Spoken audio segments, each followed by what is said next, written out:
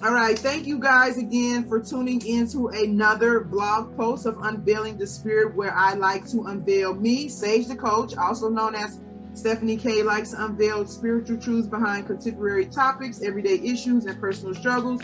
Once again, I have Willie Johnson with me, which is a fellow life coach from For a New Day. And today, what we want to unveil the spirit about, it has a lot to do with social media. And so you guys know social media has become a very, very big part of everybody's lives. Like, I mean, me growing up, there was no social media, and now my kids can't even imagine a world without social media.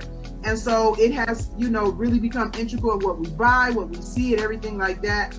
But another way that it has affected us, and I see this a lot in youth, is comparing ourselves to other people. And so before, when there was no internet, when I was younger, you kind of compare yourself to the people that are around you. But now on social media, you have this large selection of people to compare yourself to. They can display their lives in any way that they can make look good on a picture, on a camera, and it creates a lot of issues within us. And so that's what we want to talk about today, is comparing yourself to other people, especially in terms of social media. Yeah, no, thank you, Stephanie. Yeah, and that is, what we wanted to talk about. And I think it is crucial, especially from a youth standpoint, right? Especially the generation coming behind us, because we, as adults and people as we grow into society, we don't realize how what we do affects others. We don't see the damage, and comparison in itself is such a huge problem, I think, as far as when it comes to social media. And what happens is it just takes something that really could have no relevance, and now we're comparing ourselves to that, right? We're just talking a minute ago, when someone pulls up and they say, well, how many likes did it get, or how many followers do you have? So it becomes the goal, right? So it looks flashy. We can make it look any way we want it to look, right? We could have all the goals and accomplishments and accolades, and we could post that out. So now, as a young kid, or even as an adult, right, we see that and we start to go, this is what society is deeming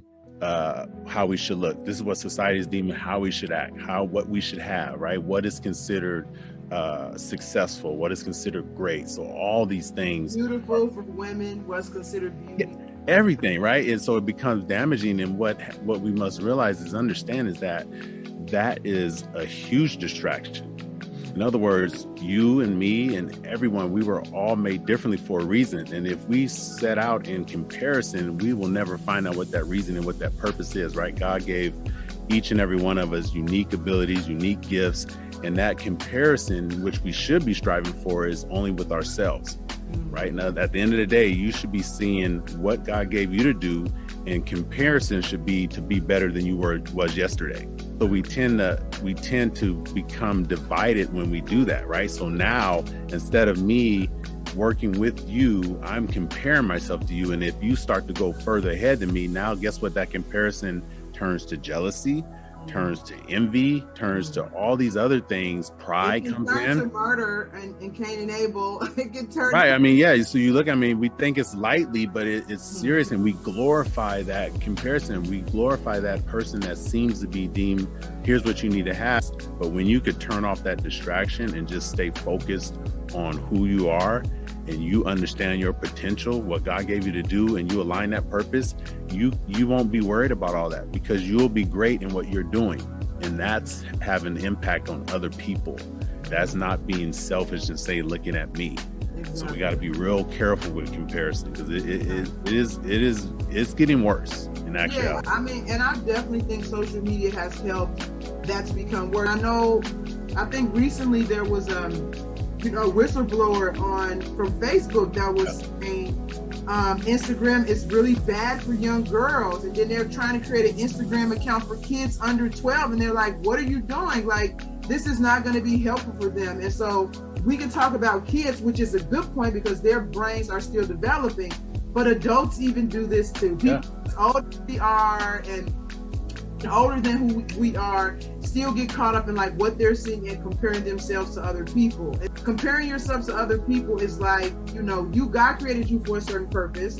And so if God created you to be a fork, for example, and then you're comparing yourself to a spoon, then you're not going to fulfill your fork duties. Right. Right. No, we got to break it down sometimes. Yep. Yeah, exactly. Because you study looking at the spoon, and then the spoon looking at the fork, vice versa. And like what Willie's saying, they start competing, jealous, envy. And of course, it can get really, really bad. A lot of times, this is the reason behind violence, things like that. But the whole thing is that God created the fork and spoon to work together, not to competing 100%. Each other and things like that. And I understand the need to do that because we don't know who we are. And a lot of people like to walk around and act confident like they know who they are. We have to be told who we are. We didn't create ourselves. We have to be told who we are. And when we don't know, we substitute that for other things and compare ourselves to other people.